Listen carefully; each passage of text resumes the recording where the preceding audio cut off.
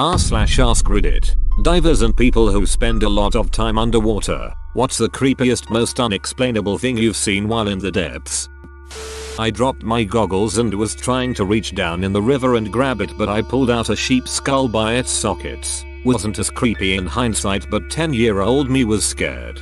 Would have scared the shit out of me. I dive myself but heard this story from a Garda diver. In 2010 a man took a test drive in a car with a salesman, and in a suicide attempt he drove the car off the pier into the sea and drowned. The salesman managed to escape by breaking the window and swimming to the surface. The divers were dispatched to retrieve the other man's body. This isn't in the news report, which I have a link to below for anyone interested. Simply through working in marinas at the time, I was able to be part of the conversation with the diver in question. When he got to the car, he said, the man was still facing forward, hands on the steering wheel, eyes wide. He'd been there a couple of hours now. Where it gets creepy is when the diver opened the driver door. This combined with the smashed window caused the currents to flow through the car, and the man's wide-eyed head turned around slowly with the force of it to face the diver.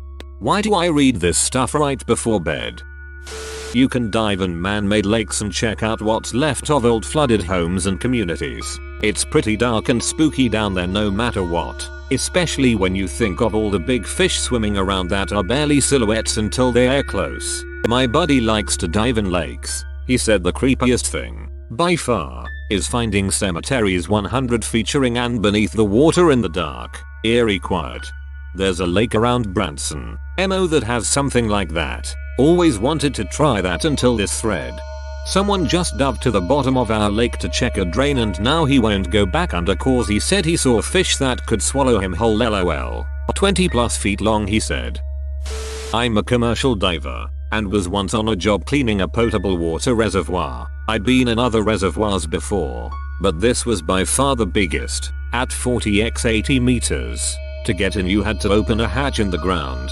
The whole reservoir was underground, and climb down a ladder. The hatch was in a corner, so when you were in the far corner of the reservoir, it was completely pitch black, and you just had to hope your light didn't go out. I was about halfway through a 3-hour dive when the batteries in my torch started going flat. I watched the beam get narrower and dimmer until it cut out completely. It's not a huge problem if you lose light, as you can just follow your umbilical back to the hatch. Just as I started walking back, some obnoxiously loud banging started somewhere in the reservoir. I was the only diver in there, so it both confused and scared the shit out of me. Needless to say, I ran back to the hatch as fast as I could. I ended up getting my torch changed out and doing another hour in the water, but didn't hear the noise again. I still have no idea what it was, but the combination of my torch going out and loud banging coming from somewhere gave me a hell of a fright.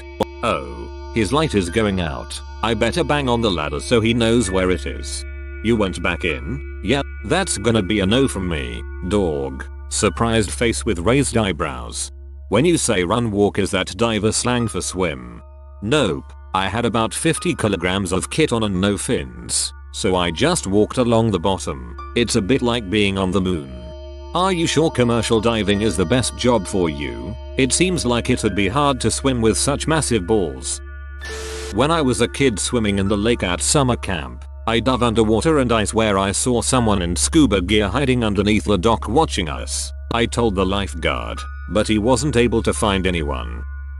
I've done a number of dives, and the strangest thing I ever saw was a large deep freezer with a heavy industrial chain wrapped around multiple times with about 5 cinder blocks attached. It was very rusted, and the deep freezer itself had to have been 30+ years old, probably more. This was about 90 feet deep just off Vancouver Island, Canada. The situation gave myself and the other divers the newbie-jeebies. Logged the GPS and depth coordinates and notified the police. We were able to find out what was inside, since one of the divers had friends with local police. 10 porcelain dolls, edit, wording and typos.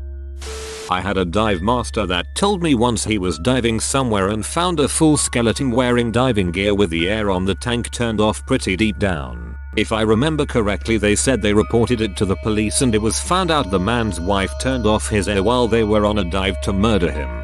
A coworker of mine goes cave diving and says that while not super common, you do find dead bodies in swim gear in caves sometimes. People either go too far into the cave and then run out of oxygen on the way back, or they squeeze past a tight gap and get stuck on the other side, unable to come back the way they came.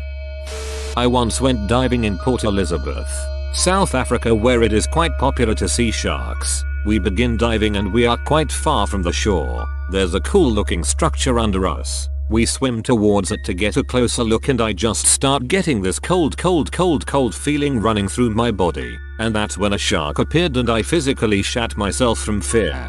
At least you didn't mentally shit yourself. Also, good that he didn't financially shit himself. It could have been bad. He could have socially shit himself. Or even sexually shitting himself. If he politically shat himself, that would have been even worse. Economical shitting is a real problem and shall not be mentioned as a joke. I once saw someone's escaped pet iguana swimming underwater at my local lake as a kid. That scared the shit out of me. Does that count? My story is not very exciting, but anyway, first time diving on Australia and first time diving with sharks. We start descending and the guide is at the front of the group looking for the sharkies. I'm at the back of the group.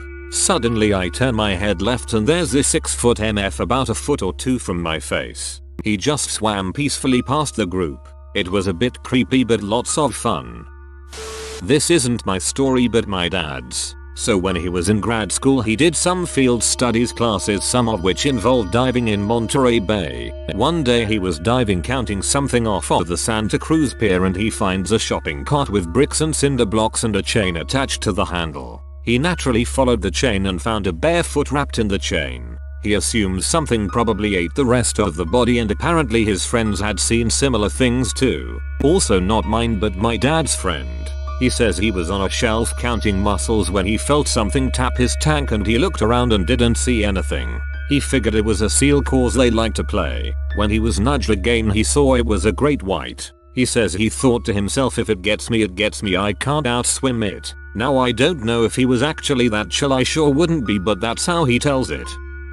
My sister and I were recently swimming at a reservoir near our house. The water often gets above the designated levels so trees become submerged by water and make perfect diving platforms. As my sister and I are climbing up a tree to jump off, we noticed a pair of abnormally large bubbles that kept coming up the surface and were moving in circles around us. We didn't think anything of it until they started moving much farther than they had been. Kind of spooked us because you can't see anything below like 1 foot of water. Anyways, we kept swimming and forgot about it until about 10 minutes later we had moved farther out from shore and see 2 scuba divers surface. Wasn't necessarily creepy but just unsettling that they were down there the whole time and we had no idea. Not a diver, but when I was surfing NZ's West Coast beach I felt something wrap around my leg, so I looked down and it was fishing line, so I tried to pull it up and then the line got heavy. I assumed it was a fish. But as I pulled the line closer it got really heavy and I began to sink, so I hopped on my board and paddled closer to shore. I slid off my board and was in chest deep water. My friend came over cause he noticed something was wrong. We both pulled the fishing line in and we saw a large silhouette in the water, so we dragged it to the surface and it was a dead body. Someone rock fishing fell off the rocks last week and was missing. There was a hook stabbed into his neck and fishing line wrapped around his face and dug into his skin. We brought the dude's body to the shore and called in the lifeguards, then threw up due to the lack of his eyes. Make sure to smash that like button or else I'll become sentient and find you and kill you.